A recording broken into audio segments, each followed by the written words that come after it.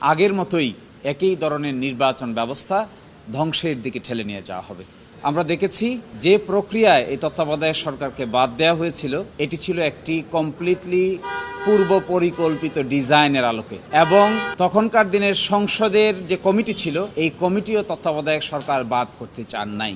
এক ব্যক্তির ইচ্ছায় এই তত্ত্বাবধায়ক সরকারকে বাদ করে বাংলাদেশে একটি ডিকটেটর বা একনায়কতান্ত্রিক শাসন ব্যবস্থার জন্ম হয়েছিল। এই একনায়কতান্ত্রিক শাসন ব্যবস্থার কারণে বাংলাদেশের রাজনীতি, অর্থনীতি, সমাজনীতি সকল ক্ষেত্রেই একটি বড় ধরনের ধ্বংসযজ্ঞ এর মধ্য দিয়ে বাংলাদেশ গিয়েছে।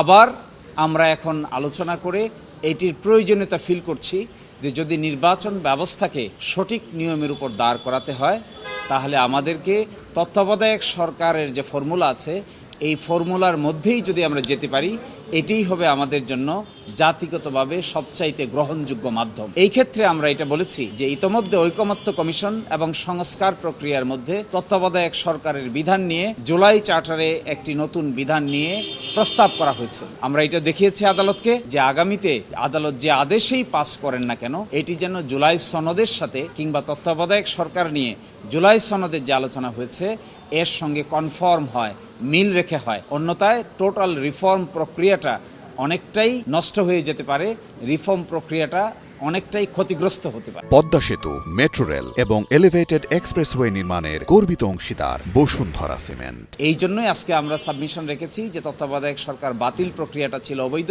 14 জন জজের মধ্যে মাত্র আপিল বিভাগের 4 জন জজ এটিকে বাদ করেছেন এবং হাইকোর্ট ডিভিশনের বাকি 7 জন, আপিল বিভাগের বাকি 3 জন, সেই 10 জনই কিন্তু এটি রাখার পক্ষে মতামত দিয়েছিলেন।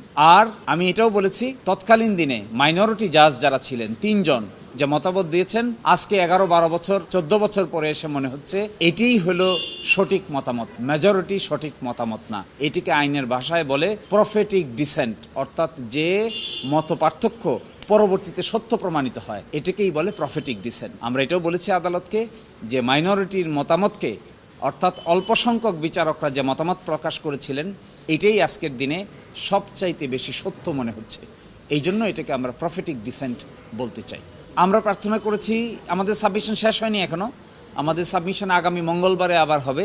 আমরা মূল কথা বলতে চেয়েছি এটাই যে তত্ত্বাবধায়ক সরকারকে বাতিল করে যে রায় এটিকে রিভিউ করা হোক, এটাকে বাতিল করা হোক, এবং একই সাথে এর মাধ্যমে বাংলাদেশ যে নতুন স্কিমে ঢুকেছে সংস্কার স্কিমে এটি যদি বাস্তবায়িত হয় আগামীতে তখনই বাংলাদেশে একটা ডেমোক্রেটিক গণতান্ত্রিক শাসন ব্যবস্থা প্রতিষ্ঠিত হবে। এখানে ব্যক্তির চাইতেও মানুষের মর্যাদা বেশি থাকবে। সকল নাগরিক স্বাধীনভাবে তার ভোটাধিকার প্রয়োগ করতে পারবে যদি এটা তত্ত্বাবধায়ক সিস্টেমে চালু হয়। আর যদি তা না হয়, আমরা এককেন্দ্রিক থেকে যাই, এই আপিল অ্যালাউ না হয়, তাহলে আবার সেই আগের মতোই একই ধরনের নির্বাচন ব্যবস্থা ধ্বংসের দিকে ঠেলে নিয়ে যাওয়া হবে।